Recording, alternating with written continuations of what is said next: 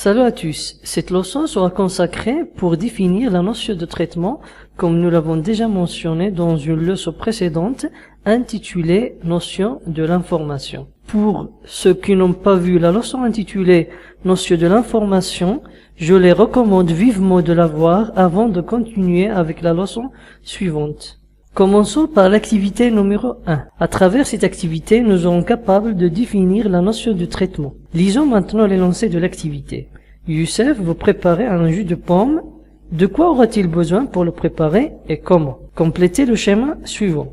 Au cours de cette activité, nous allons essayer de compléter le schéma pour qu'on puisse dégager la notion de traitement. Alors, le travail à faire en état initial consiste à déterminer premièrement les éléments ou bien les ingrédients nécessaires pour préparer le jus de pomme, puis appliquer les opérations indispensables afin d'emmener à bien la préparation du jus de pomme. Maintenant, je vous invite à mettre la vidéo en pause pour compléter le schéma proposé dans l'activité et le corriger ensemble par la suite. Passons maintenant à voir la solution de l'activité numéro 1.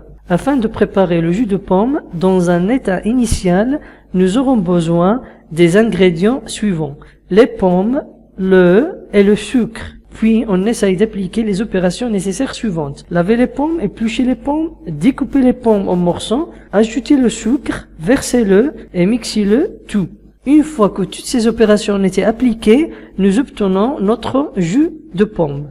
En se basant sur ce schéma qui met en évidence les étapes nécessaires pour préparer un jus de pomme, nous pouvons déduire que le traitement est une suite des opérations effectuées sur des données pour obtenir des résultats. Par exemple, le fait de calculer la moyenne générale d'un apprenant dans un ensemble de matières consiste en soi un traitement. Prenons ce tableau qui contient les notes de 4 matières: mathématiques, physique, chimie, anglais et informatique. En fait, pour calculer la moyenne générale d'un apprenant dans les matières mentionnées auparavant, nous aurons besoin de faire un traitement qui consiste, dans un premier temps, à déterminer les données qui sont les notes 15, 17, 19, 16, puis appliquer un ensemble des opérations et des règles qui sont la multiplication et la division afin d'obtenir un résultat ou bien une moyenne générale qui est 16,57. D'après ce qui précède, un traitement est une suite d'opérations effectuées sur des données pour obtenir des résultats. D'ailleurs, un traitement ne peut être abouti que si nous prenions en compte les 3 étapes qui figurent dans le schéma simplifié de traitement de l'information.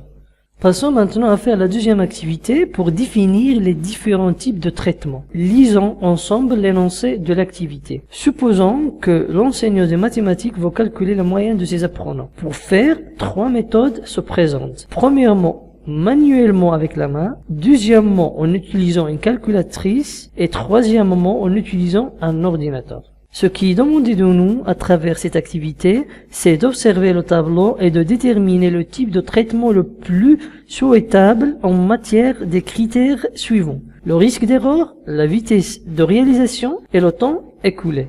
Maintenant, je vous invite à mettre la vidéo en pause et d'essayer de remplir le tableau dans le but de déterminer le type de traitement le plus convenable concernant les moyennes des apprenants.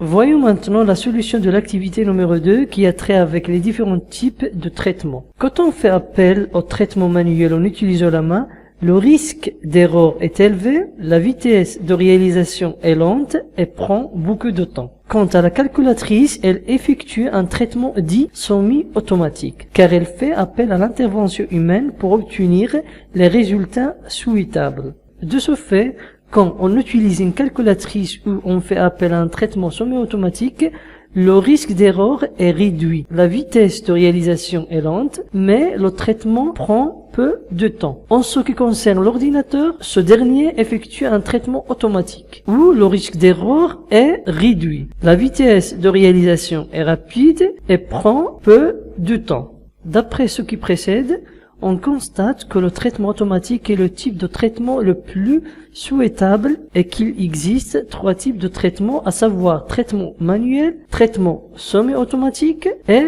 traitement automatique. Lors de l'activité numéro 2, nous avons identifié 3 types de traitements, à savoir traitement manuel, traitement semi-automatique et traitement automatique. Passons maintenant à expliquer brièvement chacun d'eux en donnant des exemples. Commençons par le traitement manuel. Ce traitement est effectué par l'être humain. Par exemple, faire la vaisselle, compter de l'argent, etc., etc. Le deuxième type de traitement, dit traitement semi-automatique, ce traitement est effectué par la machine, mais l'intervention humaine est nécessaire. Par exemple, machine à laver semi-automatique, calculatrice, etc., etc. Le troisième type de traitement, dit traitement automatique, ce traitement est effectué par une machine, mais l'intervention humaine est très réduite. Par exemple, comptage de billets automatiques, guichet automatique bancaire et barrière automatique, etc., etc.